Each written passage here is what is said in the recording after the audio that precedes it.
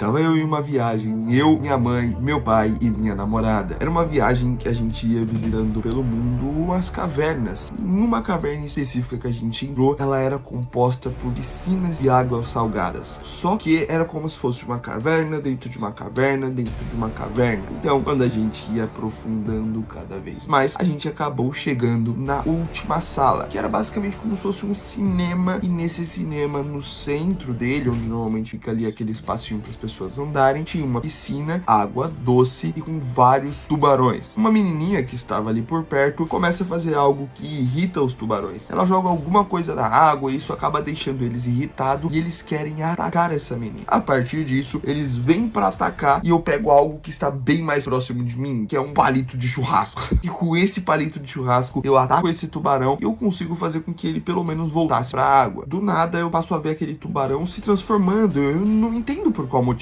Meu pai simplesmente vira e fala: cara, esse tubarão agora está vinculado a você. E eu não entendo nada. Simplesmente não tinha nada que explicasse alguma conexão temporária ou algum vínculo que a gente fez. Eu só taquei ele com um palito de churrasco. Mas ele começa a se transformar. Cada vez que ele sai da água, ele começa a conseguir ficar mais fora da água. Então ele sai da água, eu encontro uma vassoura, eu começo a bater nele, ele começa a se desfalecer. Só que quando ele se desfalece por completo, ele volta como se ele tivesse um spawn point naquela piscina. Então ele morre, volta na piscina, sai, ele já tá durando mais tempo, porque ele já ficou um pouco mais fora d'água, e assim vai, e fica nesse looping. Agora dessa vez, minha namorada e a minha mãe estavam no banheiro, e esse tubarão consegue entrar nesse banheiro e ir atrás dela, e ele não tinha perdido o fôlego ainda. Basicamente é como se eu realmente tivesse vinculado, porque aquele tubarão, ele não me atacava, ele simplesmente não queria me atacar, não sei por qual motivo. E a partir disso, ele tava tentando encontrar onde minha mãe e minha namorada estavam escondidas no banheiro, que elas estavam atrás de um box, e aí ele consegue escutar por conta da respiração que elas estavam fazendo, e ele começa a querer abrir a porta, e eu em cima batendo nele pra tentar desfalecer o mais rápido possível. Eu consigo quase no último segundo, a mandíbula dele até chega a cair no lugar onde minha mãe e minha namorada estavam, só que aí ele morre e volta pra piscina. Eu já falo pra elas correrem, sair correndo, e aí eu já fui pra ficar segurando aquela porta daquele cinema. Do nada, não é mais cavernas, agora a gente literalmente está em um shopping, e eu fico segurando aquelas duas portas de cinema, até que eu começo a escutar alguma coisa batendo assim. Era meu pai. Eu solto um pouquinho pra ele, e ainda bem que ele chegou, porque, mano, depois quando o tubarão chegou, mano, se fosse eu sozinho, eu nunca ia conseguir segurar aquele tubarão. O tubarão até tenta um pouco, né, ficar ali trocando força com a gente pra tentar abrir aquela porta, só que aí ele decide dar uma flertada. Aquela porta era uma porta que tinha um vidro, né, então era um vidro à prova de balas, por isso que ele não conseguia quebrar. E aí ele falou: ah, vou chamar minha esposa, e aí no vidro dava pra ver que ele tinha ficado no cantinho, pra ver se a gente ia começar a correr, e aí ele ia lá e corria atrás da gente. Só que aí depois, literalmente, a esposa dele chegou, e ela também já estava transformada. Provavelmente meu pai deve ter feito algum acordo ali com eles, né, pra que ele conseguisse sair daquele lugar com vida. Mas aí ela começa a falar de uma história, eles começam a discutir porque ela queria se sacrificar pra que ele conseguisse pegar a gente. Ele logicamente não queria que isso acontecesse e começaram a ficar discutindo. Nesse momento eu vejo uma oportunidade monstra da gente realmente começar a correr. A gente corre,